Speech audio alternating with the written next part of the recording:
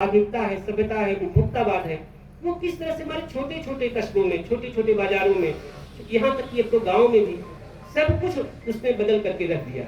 और उस बदलाव में कई बार चीजें अच्छी लगती हैं, कई बार वो जो है हंसी का पात्र बन जाती है। कई बार हम एक जो है विदूषक की भूमिका में भी, कई बार वो गांव, कई बार वो कस्बा, कई बार वो जगह या वो व्यक्ति लगने लगता है।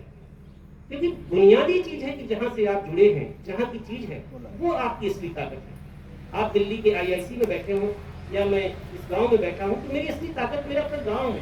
मैं यहीं से, वहां से, यहाँ से ही वहां पहुंचा हूं, तो ये मेरी ताकत है। अखिलेश इस ताकत के साथ हमेशा अपनी रचनाशीलता में मौजूद है।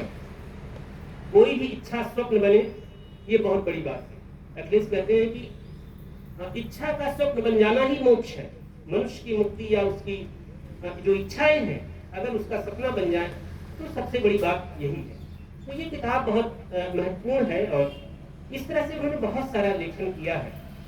अक्स जिसकी चर्चा भी के भाई कर रहे थे और हमारे नदीम ने भी चर्चा की, बहुत शानदार संस्मरणों की किताब है। और उसमें केवल संस्मरण नहीं है, बल्कि उनके समय का अपना भूगोल भी शामिल है। एक लेखक के लिए कृति, कृतिकार और उसका परिवेश, ये तीनों बहुत जरूरी है। आप किसी लेखक की पहचान बिना उसके परिवेश और बिना उस परिवेश, जिसको हम लोकल कहते हैं, global against local, global globalization की प्रोसेस में लोकल अंतर टिकता है। तो जो स्थानीयता है, जो जीवन है, उस जीवन से अखिलेश अपने आप को बड़ा बनाते हैं। सवाल उनके बहुत महत्वपूर्ण है। सवाल बिल्कुल कह लीजिए कि इस समय के जो महत्वपूर्ण बेचैन करने वाले सवाल हैं, वो उनकी रचनाओं में आते हैं और बड़े बौद्धिक सफलता के रूप में आते हैं।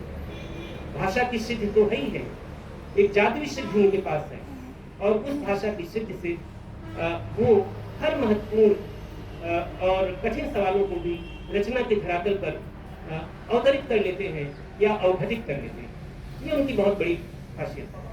तो ये तमाम सारी बातें हैं जो मैं अखिलेश जी को के बारे में पढ़ते हुए महसूस करता हूँ। फिर मैं त्रिलोचन जी से ही बात शुरू किया था और मैं त्रिलोचन जी की बात खत्म करूँगा।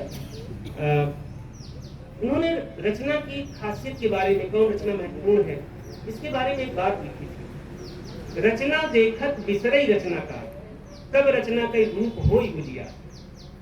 रचना देखते ही आप रचनाकार को भूल जाएं, तब रचना जो है वो अपना उजाला आपके पास देगी।